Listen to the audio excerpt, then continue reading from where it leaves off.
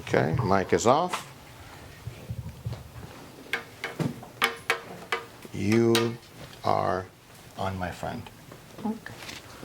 So my name is Larisa Paula.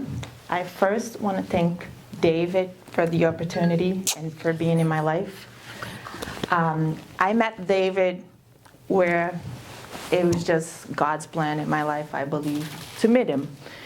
I went to a top doctors conference that I was not supposed to go at all. A friend of mine called me 8:30 at night on Friday night. What are you doing? Nothing, I'm home watching TV. Get dressed, I'm picking you up, we're going to a conference in Miami. I'm like, oh, okay. That's all I said. I said, okay. I didn't know where I was going, what I was going for. And I met him. And he has been a blast in my life.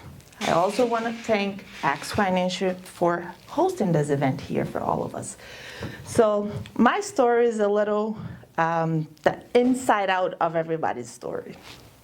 So I came to the U.S., I was 15 years old. Okay. The reason why the title to my speech is Nobody Asked What I Wanted, but yet I made my own choices.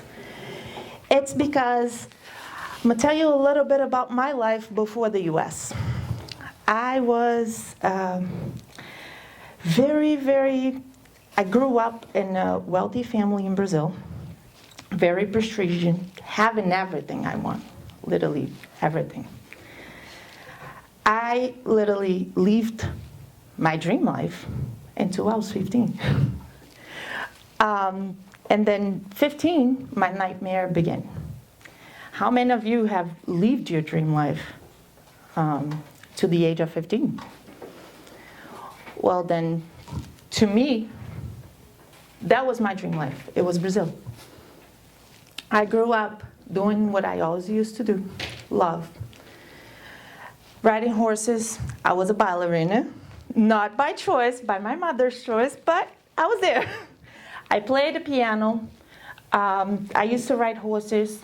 I used to do what I love the most, which is sturdy. That is really, knowledge is like my big thing. So, but the other stuff, sturdy was my thing. The other stuff was to fulfill my parents. Riding horses and sturdying, it was two of my things. And the others just, I was just doing it so I could get what I want. So I was raised an entitled child. I had everything I want. I had never been said no to. The day my father said to me, "We are leaving the country," it was really funny. It's a funny story because I turned 15 and I always want to come to Disney. My father said, "We are going to Disney." I'm like, okay. I said okay because I knew it's something else because his face was not happy at all. And then I'm like, okay, what is behind going to Disney? He's like, oh, we're not coming back. It was a shock. It shocked me. I'm like, what? He bursted my bubble. It's funny that Gary just got into bubble and be talking about bubbles the entire week. Literally, the U.S. bursted my bubble. Do I love the U.S.? Yes. Now I belong here. But at 15, I was living my dream life. I was an immigrant that did not have the American dream that everybody has. I was living my Brazilian dream and I was fine with it. But at 15, what do I really know? And let me tell you, my friends, my father's decision, it angered me. I was brought here not wanting to be here. That nobody asked me angered me so much that I did not care about anything. My principles, my beliefs, it was all gone at that moment. Because I had one mission to achieve. That was making my father's life a living hell like he was making mine at that moment. And believe it or not, I achieved it.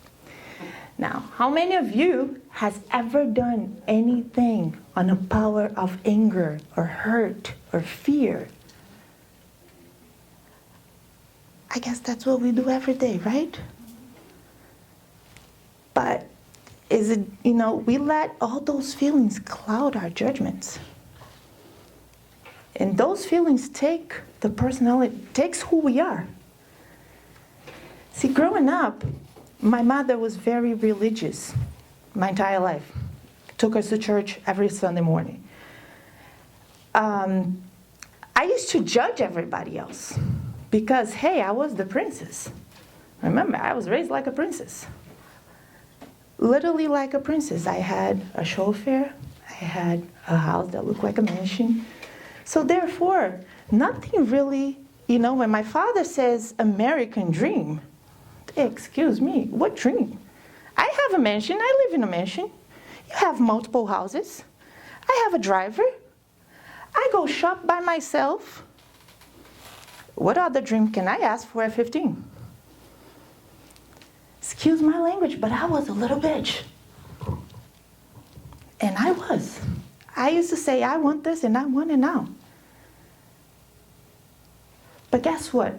That entitlement that was given to me as a child, wrongfully, obviously, but that made me who I am today. So coming here, it was very challenging to me. That was the first challenge I ever had in life that I can actually say it was a challenge because I didn't want to come. But I figured out that not wanting to come was not the real problem. What angered me was that my father did not listen to me, and he said, no, you are going.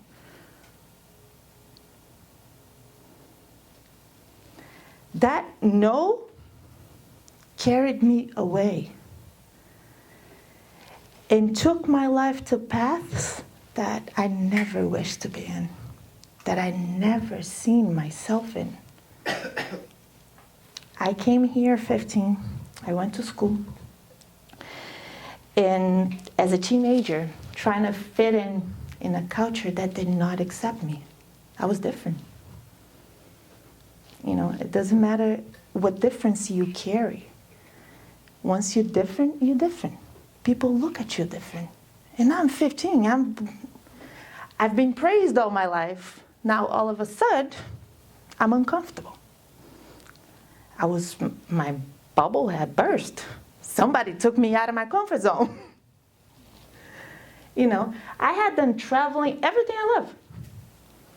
So coming here, it was my first challenge in life. Through that challenge, on the process of fitting in, it took me through paths of addiction. First it came cigarettes, then it came alcohol, then it came drugs. And I did not care. To me, all of that was wrong. I used to see my aunt and my uncle doing this back home when I was little, maybe 5, 6 years old. And I used to look at them and say, why are you doing this? You have everything you want. You have everything you want. Why are you doing drugs? Just to show off? That was my judgment to them. Look, I was 6 and I was judging already. But then now, at 15, I was them. And guess what? To fit in, to be accepted. And it's hard. How many of you here have done things that it's not for you or is not meant to be done to fit in? Because the real issue is you want to be seen. You want to be accepted. You want to be acknowledged. Your presence needs to be acknowledged. Since my voice was not acknowledged, now I had it to make, my father acknowledge something through other ways. Oh, and I made it. Believe me, I did. But did that make me feel any better? Maybe at a moment. Because why? The real thing behind making his life a living hell, it was masking my pain. It was running away from what I was feeling because I couldn't deal with it. And I was not going to let anybody look at me and think I'm weak. I said, I'm going to do it, I'm going to do it. And that's just me. That's in me. That's how I am. My daughter's here, she can tell you. And so throughout that process, like I say, I've been through addiction. I've been through everything. Now, hey, I made my father's life a living hell. I did. But that process made me, it taught me so much, and it made me who I am. So at the age of 20, I met this guy in church, I was first from, a drug addict world. Now coming out of it, so in my mind, now I got to leave all those friends that I made over here. I was accepted there already. But now I got to be accepted on this world because that's what makes my mother happy. So we're going to church. Now I can't find a man that, does all the other things out there. I'm going to find a man in church. That wasn't the right one either. But it gave me the most precious things that I have in my life. It gave me my whys, my kids. My 3 children are my whys. And not just that. It was one of our conversations, and I said to their father, he said to me, I hate you. You are the worst thing that ever happened in my life. I said, sadly, I cannot say the same thing about you. I love you, number 1, because you gave me the most precious things in my life, my kids. Number 2, if it were not for you, I would not have been put to what I went through, and I would not have learned who I am. He made me stronger, in a way. And if today I can say it and believe, when I met him, he said, what is your dream? I'm never going to forget that. He looked at me and he said, what is your dream? I'm like, I paused. I didn't know what to say because he's intimidated sometimes, the way he said it. I got to tell you that. And then I said to him, my dream is to have a safe house for women that goes through domestic violence, abuse, any kind of mentally abuse more than physically. Because mental abuse, it is your prison. Physically, you deal with it. I got hurt, I tripped, I this, I that. But mentally, if you can't get out of it, you're going to die. So, and through all of that, why am I here today? Because my challenge, I had many. Domestic violence, being a young mother, surviving through it. Their father left me. I had a 6-month, 1 year, something. She was 2. I raised them alone. And all of that, through all of that, I now have 3 businesses that I run. Come on. 3 different ones. I lost my mother 2 years ago. The worst pain I ever felt in my life. It's like the floor just, cave in, and I had but I survived. She died. My father called me saying, and when he called me, 3:30 in the morning, I already knew what I was going to hear. Did I want to answer the phone? No, but I had to. At the end of the day, he's my father.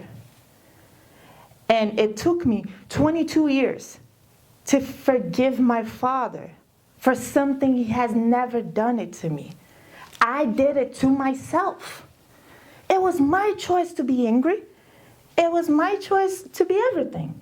But see, your challenge, if my father has never done that to me, I would not be prepared for every other thing that I went in life. So the little things I went when I was 15, that I went through when I was 15, the battles and the people I met and everybody I met in my life, throughout the way, bad or good, they were stones for me to be here today. And my biggest dream, yes, it is to tell women you have a voice. Don't let anybody tell you any different. No. I say women because I want to speak to women, and that's my dream. So, and that's why I'm here today. It's to tell you that my story is completely different. I never went through struggles until I was older. So I had a perfect life until became imperfect, and now I consider myself very successful because I know what success means now. Success does not mean having everything or having fame or having this or that. Success means you know who you are because that's the bigger battle in life. Stay up here. You're not going anywhere. Okay, I was running away. You're not going anywhere. I was ready to run. All right, so here's the thing that you don't understand. This is the first time she's sharing this. How did she do? You're not gonna say anything. So, no, and this is, I told her this, I said, we prepare as much as we can, we don't know where it's going. Right, Larissa? Yes. The other Larissa? Rochelle, right? We can prepare all we want, but when you're up here, there's nerves, there's all these eyes, all your beautiful eyes, but they're your eyes, they're coming at you, and they're like, oh, okay, what do I do now? And she's never had this experience. She's been in the boardroom closing $1 million deals. But that's a different Larissa, than this Larissa. This is the most vulnerable she's been. The fact that she did it and her daughter is here, I commend her in such a way, because Gabby, have you ever heard your mom talk like this? You have? Yes. Oh, okay. So individually, but not like, in this arena, right? It's an arena in here, right? So I commend her. I'm so proud of you. Basically, my dream is to witness the people I taught, even if I don't coach you, if I'm just your friend, to witness you do. Marilyn sent me the video of the event that she did, and she told me why I needed to hear it. And it was because she followed me. She was a sponsor at this event. She followed me, and just thank you for sharing that, because it gave me, my purpose for being there is bigger, but I'm saying the fact that you got it, Maggie, the same thing, I was very happy that I did the event, So Larissa, I commend you, I'm proud of you, you did great, it's only gonna get better. That's the crazy thing, it can only get better. And it's one important thing that I want to say. Thursday, my world fell upside down. He doesn't know what it is yet because we didn't have We time haven't to done a talk. session yet.